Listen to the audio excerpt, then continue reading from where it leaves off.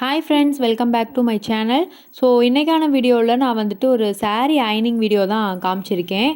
நான் வந்து saree கட்டுறதுக்கு முன்னாடி எப்படி வந்து அதை ப்ரீ ப்ளீட் எடுத்து அப்புறம் அதை அயன் பண்ணி வைப்பேன் அப்படிங்கிறது தான். இது வந்துட்டு ஒரு நல்ல ஒரு காட்டன் saree தான் வந்துட்டு நான் எடுத்திருக்கேன். ஃபஸ்ட்டு வந்துட்டு மேலே இருக்க அந்த பல்லு ஃபோல்டிங் வந்துட்டு எப்படி பண்ணலாம் அப்படிங்கிறத பார்த்துடலாம். ஃபஸ்ட்டு வந்து சாரியை பின்பக்கமாக திருப்பி போட்டுருங்க. எந்த அளவுக்கு உங்களுக்கு ஃப்ளீட் வேணுமோ ஃபஸ்ட்டு ஃப்ளீட்டை அந்த இதை மட்டும் நல்லா மடிச்சுட்டு நல்லா கோடு வர மாதிரி நல்லா அழுத்தி மடிச்சுட்டு அப்படியே அதை மறுபடியும் எடுத்து விட்ருங்க. இதில் பார்த்தீங்க அப்படின்னா நான் அகைன் காமிச்சிருக்கேன். இந்த மாதிரி நல்லா மடிச்சுட்டு ஒரு நல்ல ஒரு தேய்ச்சிங்க அப்படின்னா லைட்டாக கோடு விழுகும். அதை மறுபடியும் எடுத்து விட்டுட்டு 3 விரல் வந்துட்டு வச்சுட்டு அந்த சாரியை எடுத்து போட்டு நீங்கள் மடிப்பு வச்சு பாருங்களேன். உங்களுக்கு வந்துட்டு 9, 10 மடிப்பு கூட அவ்வளோ அழகாக வந்துட்டு கிடைக்கும். நீங்கள் இதே மாதிரி நான் பண்ணுறேன் பார்த்தீங்களா, இதே மாதிரி அழகாக வந்துட்டு நீங்கள் வச்சு பாருங்களேன்.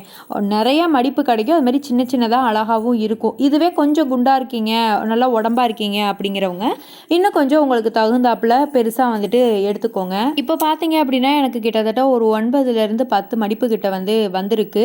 நீங்கள் அந்த மாதிரி ஒரே ஒரு தடவை ட்ரை பண்ணி பாருங்கள். அழகாக வந்துட்டு உங்களுக்கு ஃப்ளீட் அவ்வளோ அழகாக வந்துட்டு நின்றுருக்கும். அதுக்கப்புறமா நான் என்ன பண்ணுவேன் அப்படின்னா யாரையாவது அந்த முனையில் வந்துட்டு பிடிக்க சொல்லிவிட்டு அப்புறம் கொஞ்சம் கொஞ்சமாக ஃப்ளீட்டை வந்துட்டு எடுத்து விடுவேன்.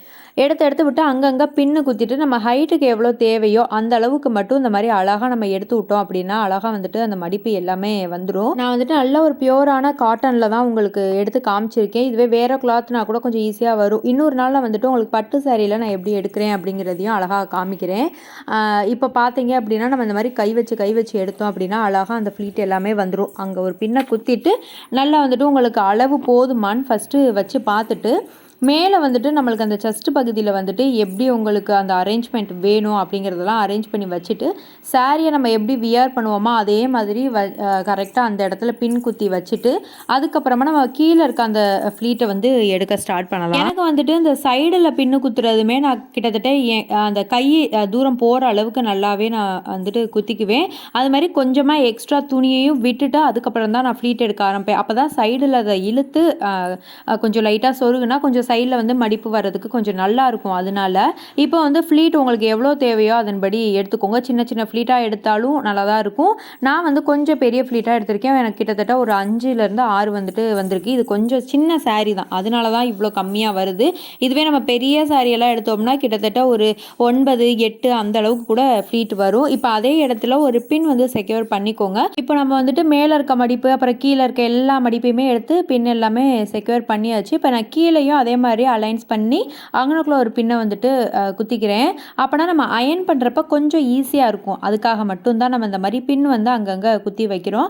அண்ட் ஆல்சோ அது களையாமல் நம்ம கட்டுற வரைக்குமே அப்படியே நல்லா நீட்டாக இருக்கும். அதுக்காக மட்டும்தான். இப்போ நான் வந்து மேலே இருக்க மடிப்புக்கு ஒரு 4 பின்னும் கீழே இருக்க அந்த மடிப்புக்கு ஒரு 3 பின்னும் வந்துட்டு குத்திருக்கேன். இப்போ நம்ம வந்துட்டு அயன் பண்ண ஸ்டார்ட் பண்ணிடலாம். எப்படி வந்துட்டு மடித்து வச்சுருக்கீங்களோ அதுக்கு மேலேயும் சரி அது மாதிரி சாரியும் பின்னாடி திருப்பி போட்டும் சரி நல்லா அயன் பண்ணிங்க அப்படின்னா அது நல்லா வந்துட்டு உங்களுக்கு நிற்கும். அது மாதிரி அயன் பாக்ஸ் நல்லா சூடாக இருக்கணும். சும்மா லைட்டான சூடில் வச்சுட்டு நம்ம அயன் பண்ணோம்னாலும் அவ்வளோவா நம்மளுக்கு அயன் பண்ண மாதிரி தெரியாது. இதை வந்து செஸ்ட் பகுதியில் வந்துட்டு நான் அழகாக எடுத்து இதே மாதிரி நான் அயன் பண்ணி வச்சுக்கிறேன். இப்படி நம்ம அயன் பண்ணுறப்போ சாரி வந்துட்டு நம்ம கட்டுற பொழுது அந்த செஸ்ட் பகுதியிலையுமே அங்கங்கே தூக்கிக்கிட்டு இல்லாமல் அழகாக வந்துட்டு நம்ம உடம்பா ஒட்டி இருக்கிறப்போ அந்த சாரி வியர் பண்ணியிருக்கிறதுக்கே ரொம்ப அழகாக வந்துட்டு நீட்டாகவும் தெரியும். ஸோ நான் மேலே எல்லாத்தையுமே அயன் பண்ணதுக்கு அப்புறமா கீழே இருக்க அந்த மடிப்பை வந்துட்டு அயன் பண்ண ஸ்டார்ட் பண்ணிட்டேன். இப்போ அயன்லாம் பண்ணி முடிச்சதுக்கப்புறமா நான் ஒரு சில நேரம் என்ன பண்ணுவேன் அப்படின்னா, அப்படியே ஒரு சில நேரம் இல்லை, இங்கே ஊரில் வந்துட்டு இங்கே ஃபங்க்ஷனுக்கு போகிறேன் அப்படின்னா அப்படியே அந்த மேல் மடிப்பையும் கீழ் மடிப்பையும் ஒன்றா வச்சு அப்படியே ஒரு சேர் மேலேயோ இல்லை கட்டில் மேலேயோ போட்டுட்டு எப்போ வியர் பண்ணணுமோ அப்போ எடுத்து நான் வியர் பண்ணிக்குவேன். இதுவே நம்ம ஊருக்கு போகிறோம் அப்படின்னா மட்டும் தான் நான் ஃபோல்ட் பண்ணுவேன். பட் ஃபோல்டிங் இன்னும் எனக்கு ப்ராப்பராக வரலை. கொஞ்சம் ஒரு 90% தான் கரெக்டாக வந்திருக்கு.